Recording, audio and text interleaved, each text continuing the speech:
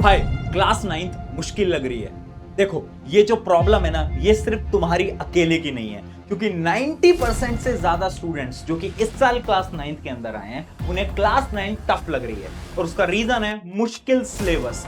जैसे ही सिलेबस को बदला गया है, तो सभी स्टूडेंट्स ये बोल रहे हैं कि अच्छे मार्क्स आखिर हम लेकर कैसे आएंगे, क्योंकि सिलेबस इतना मुश्किल हो गया है, क्वेश्चन इतने टफ हो गए हैं, समझ ही नहीं आ रहा आखिर पढ़ना कैसे है। तो टेंशन मत लो कि आज मैं तुम्हें डिटेल में एक ऐसा प्लान बताऊंगा जिसकी मदद से आप क्लास 9 के अंदर सारे सब्जेक्ट्स में अच्छा स्कोर कर सकते हो। हाय एवरीवन, मैं हूं आप सभी का अपना प्रशांत भैया। क्लास 9 की जो सबसे बड़ी चार प्रॉब्लम है ना, वो चार प्रॉब्लम मैं यहां लिख कर लेकर आया हूं। ध्यान से देखना। सबसे पहली प्रॉब्लम, न्यू सिलेबस, यानी सिलेबस एकदम नया आ चुका है, बदल चुका है, जिसकी वजह से हर एक बच्चा परेशान है कि आखिर पढ़ना कैसे है भाई। और साइंस, एसएसटी, मैथ, कुछ कुछ सब्जेक्ट्स में तो इतने मुश्किल टॉपिक्स ला दिए गए हैं जो कि बच्चों को समझ ही नहीं आ पा रहे हैं। उसके साथ साथ बच्चों के बेसिक्स वीक हैं, यानी क्लास 8, क्लास 7 जो कि बेस होता है वो उनके वीक हैं, जिनकी वजह से क्लास 9 के अंदर उन्हें और प्रॉब्लम आ रही है। उसके साथ साथ कॉन्सेप्चुअल क्वेश्चन, अगर आपने नई एनसीईआरटी के क्वेश्चंस देखे होंगे तो आपको पता चल गया होगा कि जो क्वेश्चंस का लेवल है वो बहुत हाई इंक्रीज हो चुका है, जिसकी वजह से आपके जो पीरियोडिक टेस्ट वगैरह होते हैं उसमें आपके मार्क्स भी कट हो रहे होंगे। एंड मार्क्स तो बिल्कुल नहीं आ रहे। अभी बहुत सारे बच्चों के पीरियोडिक टेस्ट हुए हैं और हर एक बच्चा बोल रहा है भैया मार्क्स ही नहीं आ रहे, कैसे पढ़ना है, क्या पढ़ना है, बिल्कुल समझ नहीं आ रहा है। Tension not. पहली बात समझो, ये प्रॉब्लम तुम्हारे अकेले के साथ नहीं है, ये प्रॉब्लम क्लास 9 के हर एक बच्चे के साथ हो रही है। तो इसका सोल्यूशन क्या है? सोल्यूशन मैं बताऊंगा, एक एक स्टेप है मेरे पास, बट उस पूरे सोल्यूशन को ना तुम्हें अप्लाई करना पड़ेगा। सिर्फ इस वीडियो को देखने से कुछ नहीं होगा। एक पेन कॉपी लेकर आओ और जो मैं सोल्यूशन बताऊंगा उसको लिखो और उसको अपनी लाइफ के अंदर अप्लाई करो। सबसे पहला एक सवाल है मेरे मन में, तुम्हें क्या लगता है, इज नाइन्थ रियली हार्ड? यानी जो नया सिलेबस आया है, क्या ये सचमुच में इतना मुश्किल है क्या? हर एक बच्चा यही सवाल पूछ रहा है। बट इस सवाल का आंसर ना एक कहानी से मैं तुम्हें समझाता हूं। एक बिल्डिंग है जिसमें आग लगी हुई है। क्या आप उस बिल्डिंग में जाओगे? नहीं भैया, क्यों जाएंगे, कैसी बात कर रहे हो? अच्छा, इमेजिन करते हैं, सिनेरियो को थोड़ा सा बदलते हैं। बिल्डिंग है, आग लगी हुई है, लेकिन आपके मम्मी पापा उस आग में फंसे हुए हैं। अब तुम क्या जाओगे? हाँ भैया बिल्कुल जाएंगे, मम्मी पापा की मदद नहीं करेंगे क्या? बात को समझो। सिचुएशन सेम थी, लेकिन रीजन बदल गया। कैसे? क्योंकि तुम्हें अपना वाई मिल गया। यानी तुम्हें एक रीजन मिल गया कि ठीक है अब जाना पड़ेगा क्योंकि मम्मी पापा है। अब सेम सवाल, क्या क्लास 9 मुश्किल है? हाँ मुश्किल है। क्या मार्क्स अच्छे आ सकते हैं? नहीं आ सकते। तुम बोलोगे नहीं आ सकते, लेकिन अगर तुम्हें अच्छे मार्क्स लाने का एक रीजन मिल गया ना, एक मोटिवेशन मिल गया ना, तो ऑटोमेटिकली तुम उतनी मेहनत करोगे और मार्क्स भी अच्छे लेकर आओगे। अब वो रीजन कुछ भी हो सकता है। मान लो तुम्हारे पेरेंट्स तुम पे भरोसा नहीं करते, तुम्हें उनको बिलीव करवाना है कि देखो मैं भी अच्छे मार्क्स लेकर आ सकता हूं। तुम्हें अपने टीचर्स को प्रूव करना होगा, तुम्हें खुद को प्रूव करना होगा। रीजन कुछ भी हो सकता है। आपका जो वाई है ना, कि आपको क्यों इतने अच्छे मार्क्स लाने हैं, वो तुम इस वीडियो के कमेंट सेक्शन में बता भी देना, ताकि हर एक बच्चा देखे और मोटिवेट हो जाए कि हाँ, सब बच्चों के पास अपना रीजन होना चाहिए। क्योंकि अगर तुम्हारे पास रीजन नहीं होगा, ट्रस्ट मी, तुम अच्छे मार्क्स नहीं लेके आ पाओगे। इसलिए सबसे पहले रीजन तुम्हें ढूंढना पड़ेगा यार, कि पढ़ना क्यों है, मेहनत क्यों करनी है, वो रीजन तुम ढूंढ लो और कमेंट में उसका रीजन भी तुम लिख सकते हो। अब आते हैं इंपॉर्टेंट स्ट्रैटेजी की तरफ। करना क्या है? सबसे पहले हर एक चैप्टर को कंप्लीट करने का एक फॉर्मूला होता है। क्या फॉर्मूला होता है? एक 4 स्टेप का फॉर्मूला है, ध्यान से समझना। किसी भी चैप्टर को, चाहे साइंस का हो, चाहे मैथ का हो, चाहे एसएसटी का हो, इंग्लिश का, किसी भी चैप्टर का पहला स्टेप होता है कॉन्सेप्ट। यानी आपको कॉन्सेप्ट पढ़ना पड़ेगा। भैया कॉन्सेप्ट कहां से पढ़ेंगे? यार कॉन्सेप्ट पढ़ने के लिए ना यूट्यूब पे वन शॉट वीडियोस हैं।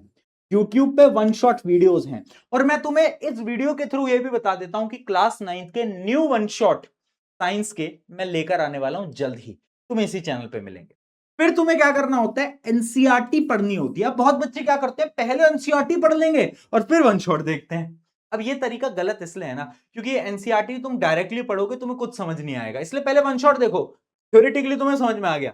अब तुम एनसीईआरटी पढ़ो तो एनसीईआरटी भी तुम्हें समझ में आ जाएगी। देन तुम्हें क्या करना है, फिर तुम्हें आगे बढ़ना है क्वेश्चंस पे। और याद रखना, इस साल सबसे इंपॉर्टेंट क्वेश्चन रहने वाले हैं एनसीईआरटी के क्वेश्चन, क्योंकि एनसीईआरटी पूरी बदल चुकी है। तो एनसीईआरटी के जितने भी क्वेश्चंस हैं उनकी प्रैक्टिस करो, दैट आर वेरी इंपॉर्टेंट। और फिर आते हैं तुम्हारे स्कूल के पीरियोडिक टेस्ट वगैरह वगैरह। तो अगर आपको किसी भी चैप्टर को कंप्लीट करना है ना, तो ये 4 ही स्टेप हैं। पहले वन शॉट देख लो, कॉन्सेप्ट समझ में आ जाएगा। फिर तुम क्या कर सकते हो, फिर तुम एनसीईआरटी पढ़ो, फिर उसके बाद क्वेश्चन प्रैक्टिस करो, और फिर एक टेस्ट दो जिससे कि तुम्हें पता चल जाए कि तुम्हारी प्रिपरेशन किस लेवल की है। अगर आप किसी भी चैप्टर को ऐसे पढ़ते हो ना, तो वो चैप्टर आपका ऑटोमेटिकली स्ट्रांग हो जाएगा। अब तुम बोलोगे भैया दिक्कत ही तो वो है कि समझ ही नहीं आता कि साइंस कैसे पढ़े, एसएसटी कैसे पढ़े, इंग्लिश कैसे पढ़े। तो देखो, सब्जेक्ट वाइज स्ट्रैटेजीज मैं आपको बता देता हूं। सबसे पहले तो सब्जेक्ट वाइज स्ट्रैटेजी फटाफट से सुनना। जैसे साइंस की बात करते हैं, सबसे पहले साइंस में तुम्हें क्या करना है, टॉपिक्स को समझना है, अंडरस्टैंड करना है। बहुत सारे बच्चे पता है क्या करते हैं, उन्हें लगता है साइंस तो रटना होता है। रटने से काम नहीं चलेगा, समझना पड़ेगा। वन शॉट वीडियोस के थ्रू, या फिर अगर तुम ऑलरेडी ऑनलाइन किसी बैच के अंदर हो, है ना, तो उस बैच के थ्रू, या ऑफलाइन ट्यूशन जाते हो उसके थ्रू, पहले कॉन्सेप्ट समझो, क्योंकि बिना समझे कुछ नहीं हो पाएगा। फिर तुम क्या कर सकते हो, उस कॉन्सेप्ट को खुद को समझाओ। देखो, सबसे अच्छा याद करने का तरीका पता है क्या होता है, टीच अदर्स। यानी किसी और को पढ़ा दो या तो खुद को पढ़ा दो। और फिर क्या है, तुम्हें क्वेश्चंस को सॉल्व करना है और फिर फाइनली रिवाइज करना है। देखो, बिना रिवीजन के साइंस नहीं हो पाएगा, स्पेशली बायोलॉजी। तुमने चैप्टर देखा होगा सेल, वो इतना बड़ा चैप्टर है ना, अगर तुम रिवाइज नहीं करोगे तो तुम भूल जाओगे, इसलिए रिवीजन भी इंपॉर्टेंट है। ये स्ट्रैटेजी है साइंस पढ़ने की। अगर मैं बात करूं मैथ्स पढ़ने की स्ट्रैटेजी, तो बहुत सिंपल है, पैटर्न रिकॉग्नाइज करना और प्रैक्टिस करना। देखो, मैथ पढ़ने का एक सिंपल तरीका है, जितने ज्यादा क्वेश्चंस को तुम प्रैक्टिस करोगे ना, उतने ज्यादा तुम्हारे मार्क्स आएंगे। यानी अगर तुम क्वेश्चन प्रैक्टिस नहीं कर रहे हो तो भाई भूल जाओगे मार्क्स आने वाले हैं। सवाल लगाओ, जितने ज्यादा हो सकते हैं, different variety of questions. NCERT के क्वेश्चन करें, फिर एक्स्ट्रा कोई बुक है तो उसके क्वेश्चन करें, वो इंपॉर्टेंट है। फिर आते हैं हम एसएसटी की तरफ, सोशल स्टडीज की तरफ। तो सोशल स्टडीज भी साइंस की तरह ही है, बट एसएसटी में बहुत ज्यादा थ्योरी होती है। तो उस थ्योरी को याद करने के लिए आपको सबसे पहले स्टोरी को समझना होगा। मान लो कोई हिस्ट्री का चैप्टर है, तो उसकी पूरी की पूरी कहानी समझो, है ना। फिर क्या करोगे, आप कीवर्ड्स को याद करो। देखो, हर टॉपिक के ना कुछ इंपॉर्टेंट कीवर्ड्स होते हैं। जैसे कि फॉर एग्जांपल आपको कोई चैप्टर है, मान लो उसमें एक टॉपिक ऐसा होगा जो कि आपको पता होगा कि यार ये इंपॉर्टेंट है, तो उस चीज को आपको डिटेल में समझना पड़ेगा, एंड देन आपको आंसर राइटिंग की प्रैक्टिस करनी होगी। आंसर राइटिंग की प्रैक्टिस थोड़ा लिख लिख के प्रैक्टिस करो, क्योंकि लिखना सबसे इंपॉर्टेंट होता है। बहुत सारे बच्चे क्या करते हैं, पढ़ सब लेते हैं बट लिखना ही नहीं आता, आंसर्स को फ्रेम करना ही नहीं आता। अगर तुम्हें आंसर्स फ्रेम करने नहीं आएंगे, मार्क्स नहीं मिलेंगे। अगली चीज, लैंग्वेज। लैंग्वेज सब्जेक्ट दो होते हैं, उनमें यार देखो, जैसे तुम्हें स्कूल में पढ़ा रहे हैं ना, तुम उनसे पढ़ लो, तुम्हारा काम चल जाएगा। बट अगर मैं तुम्हें एक जनरल ट्रिक बताऊं, तो वो ट्रिक क्या है, सबसे पहले चीजों को ध्यान से पढ़ो। जो भी स्टोरी है, पोएम है, जो भी है, उसको केयरफुली आपको पढ़ना है। एंड इंग्लिश ग्रामर के लिए, हिंदी ग्रामर के लिए, या फिर वो जो राइटिंग सेक्शन होता है, उसके लिए आपको फॉर्मेट्स को अच्छे से याद करना है। और फिर आपको प्रैक्टिस करना है। जितना ज्यादा प्रैक्टिस करोगे, उतना ज्यादा इंप्रूव होते जाओगे। यहां पर भी प्रैक्टिस इंपॉर्टेंट होती है। मैथ और लैंग्वेज सब्जेक्ट में प्रैक्टिस इंपॉर्टेंट है, तो जितनी ज्यादा प्रैक्टिस करोगे उतना आपका भला हो जाएगा। ठीक है, ये पूरी की पूरी स्ट्रैटेजी थी कि कैसे आपको सब्जेक्ट वाइज चीजों को पढ़ना है। अब अगर आपको ये पूरी की पूरी स्ट्रैटेजी को फॉलो करना है और तुम्हें ऐसा लग रहा है भैया कहां से पढ़ें, कैसे पढ़ें, यूट्यूब पे लेक्चर हो नहीं पाते, समझ नहीं आता, तो तुम्हें पता होगा कि इंडिया का one of the best batch for class 9th RM batch already चल रहा था, और अब उसका 2.0 वर्जन आ गया है, आरएम 2.0। हमें तो तुम जानते ही होगे, है ना। तो आरएम 2.0 क्लास 9th के लिए ऑलरेडी लॉन्च हो चुका है। तो तुम क्या कर सकते हो, मैं लिंक डिस्क्रिप्शन में दे दूंगा, नेक्स्ट टॉपर का ऐप है, उस पर तुम जाओगे, क्लिक करोगे, है ना। ऐप डाउनलोड कर लेना अगर नहीं करा है तो।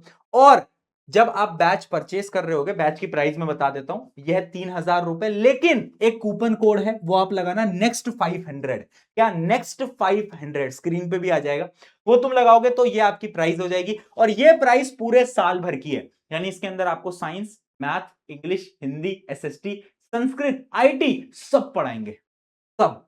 और जैसा मैंने आपको वो ट्रिक बताई ना, उस ट्रिक के हिसाब से पढ़ाया जाएगा, है ना।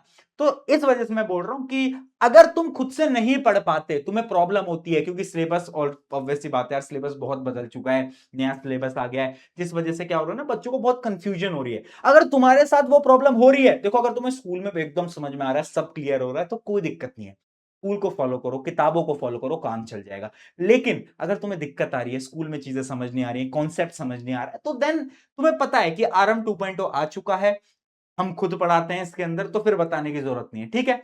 तो इसकी भी क्लासेस स्टार्ट होने वाली हैं, इस वजह से मैं बोल रहा हूं कि जल्दी से इसको आप एनरोल कर लेना। नेक्स्ट 500 कूपन कोड है, जिससे कि ये प्राइस आपके लिए हो जाएगा, पूरे साल का प्राइस है, मंथली मंथली कुछ नहीं है, इस बात को याद रखना, ठीक है। फुल फुल सारी चीजें आपको, टेस्ट वगैरह सब इसके अंदर हम दे देते हैं, ठीक है। अब आते हैं अगली टिप की तरफ, जो कि है सेम डे रूल। देखो, मैं बहुत बच्चों से डेली बेसिस पे बात करता हूं, और एक गलती जो कि हर एक बच्चा कर रहा है, वो गलती पता क्या है कि ना भैया, सोचा तो था आज पढ़ेंगे, पर आज पढ़े ही नहीं भैया। क्यों भैया? मन नहीं करा। वे कल कर लेंगे। ये जो कल कर लेंगे है ना, ये कभी नहीं आता। अच्छा मुझे एक बात बताओ, मान लो तुम फ्री फायर खेल रहे हो, दोस्तों से तो कभी नहीं बोलते कल कर लेंगे, ये बोलते कि ठीक है थोड़ी देर बाद खेलेंगे। ये तो नहीं बोलते ना कल कर लेंगे, क्यों? क्योंकि कल कभी नहीं आता है, तुम्हें भी पता है। पर जब हम पढ़ाई करने बैठते हैं, कल कर लेंगे। तो प्रॉब्लम क्या है ना, ये कल कर लेंगे बोलना बंद करो, और जो काम आज का है उसको आज ही करो। फॉर एग्जाम्पल, तुम्हें एक स्कूल का होमवर्क मिला, अब कल कर लेंगे नहीं, आज ही करो। तुम्हें कोचिंग के अंदर असाइनमेंट मिला, आज ही करो। आज का काम आज करोगे, तभी बेहतरीन तरीके से परफॉर्म कर पाओगे। इसलिए मैं बोल रहा हूं, कल पे चीजों को डालना बंद करना पड़ेगा, अगर तुम्हें अच्छा स्कोर करना है तो। अगला पॉइंट, माइक्रो स्टडी मेथड। एक मेथड मैं बताता हूं। देखो प्रॉब्लम क्या है ना, आप बहुत मोटिवेटेड होते हो और आप पढ़ने बैठते हो, आप लगातार 2 घंटे पढ़ लेते हो, और उसके बाद क्या होता है, आपने पहले दिन डे 1 पे तो 2 घंटे पढ़ा, लेकिन फिर दूसरे दिन आपका पढ़ने का मन ही नहीं होता, होता है ना ये, दूसरे दिन आपका पढ़ने का मन ही नहीं होता और आप 0 घंटे पढ़ते हो। अब सोल्यूशन क्या है? सोल्यूशन है माइक्रो स्टडी मेथड, यानी छोटा स्टार्ट करो। फॉर एग्जांपल, आज से पढ़ना स्टार्ट करो, मान लेते हैं हम डे 1 है, तो डे 1 पे सिर्फ और सिर्फ 1 आवर पढ़ो, 1 घंटा पढ़ो यार, ज्यादा पढ़ने की जरूरत ही नहीं है। फिर अगले दिन जब डे 2 है, तो क्या करो, 1 घंटा, 1 घंटा और 5 मिनट पढ़ो, बस बस। अब क्या करो, हर रोज 2 मिनट, 3 मिनट, 5 मिनट बढ़ाते जाओ, बढ़ाते जाओ, बढ़ाते जाओ, बढ़ाते जाओ, बढ़ाते जाओ। कुछ दिनों में आप 1.5 आवर पढ़ने लगोगे, कुछ दिनों में आप 2 घंटे पढ़ने लगोगे, फिर आप 2.5 घंटे पढ़ने लगोगे। ये होता है पढ़ने का सही तरीका। बट हम क्या करते हैं, भैया आज पढ़ेंगे 2 घंटे, पढ़ते हैं, थक जाते हैं, अगले दिन से पढ़ते ही नहीं है। इसलिए ये गलती तुम्हें करनी बंद करनी पड़ेगी, अगर स्कोर अच्छा करना है तो, ठीक है। आई होप ये आपको क्लियर हो गया होगा। फाइनली 1 to 1 टिप पे मैं आ जाता हूं। ये कुछ ऐसे टिप्स है ना, जो कि मैं, यानी तुम्हारा अपना बड़ा भैया की तरह तुम मुझे ट्रीट करते हो ना, तो बड़े भाई की तरह तुम्हें मैं ये कुछ टिप्स मैं बता रहा हूं।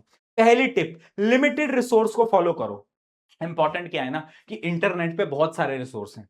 तुम सर्च करोगे, अच्छा इस चैप्टर का 1 शॉट, अब आधा तुमने किसी का लेक्चर देखा, आधा तुमने दूसरे टीचर का देखा, आधा तुमने तीसरे टीचर का देखा। ये नहीं करना। Limited resource. साइंस पढ़ रहे हो, अगर मुझसे समझ आता है तो सिर्फ मुझसे पढ़ लो। ऐसा नहीं है कि साइंस के लिए 10 टीचर, आधा इसका करेंगे, आधा इसका करेंगे, आधा उसका करेंगे।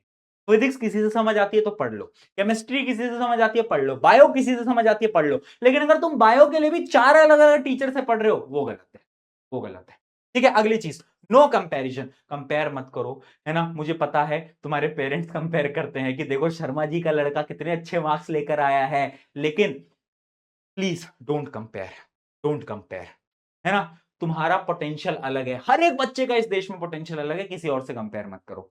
अगली चीज, यू कैन डू इट। मुझे तुम पे विश्वास है, आई ट्रस्ट यू। मुझे पता है तुम कर लोगे यार, चीजें थोड़ी मुश्किल है, बट हम साथ मिलके चीजों को कर लेंगे।